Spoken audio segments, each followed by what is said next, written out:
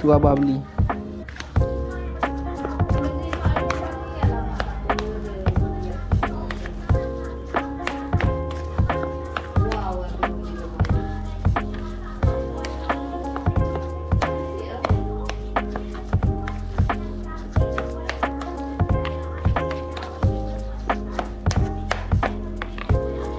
Ya, akhirnya kini dah nampak sebati.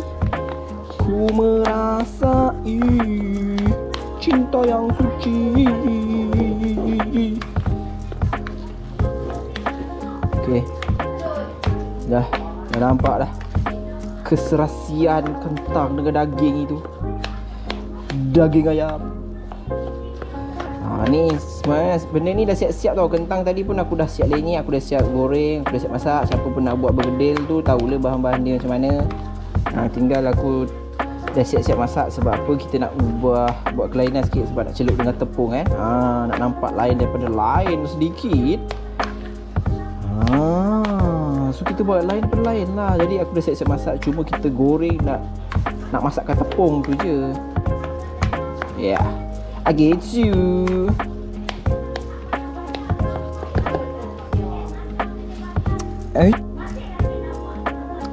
So ni adalah cheese mozzarella. Cheese mozzarella kita menggunakan untuk mengisi inti di dalam ni. So, kita potong je kecil-kecil ni. Potong dia untuk senang kita nak buat, nak uli dia, nak masukkan. Aku rasa tak tahu cukup ke tidak ni. Rasa cukup kot. Ada berapa biji ni dapat. Kita potong lagi. Kita potong lagi. Setukan lagi. Kasih sedap. Itu cukup. Tak payah buat banyak-banyak cheese. Sebab kita nak jimat cheese ni. So kau boleh nampak ni tempat dia. Ya. Kita nak cuba masak. Berapa banyak dia yang dapat. Tarasan semangkul. Iya nana.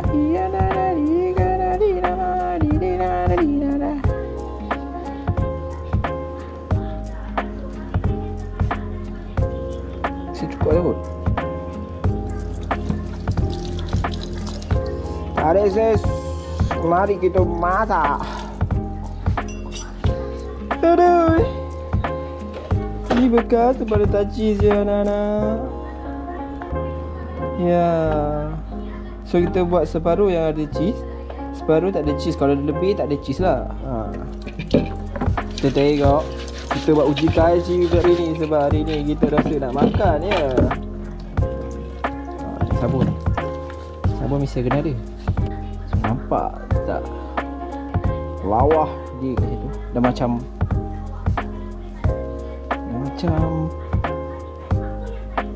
daging apa itu?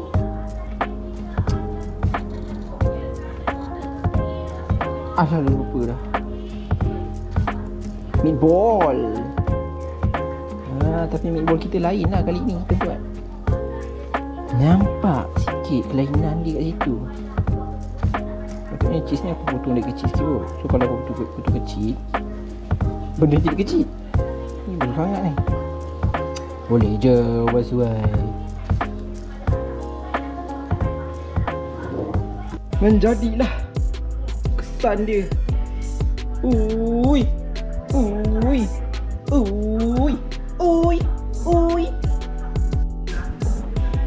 Lihat cheese ni ah. Lihatnya cheese dia yang sangatlah panjang. Ui. Inilah dia bergedil kondok cheese. Sekian, terima kasih dan tengoklah ya, selamat menjamu selera.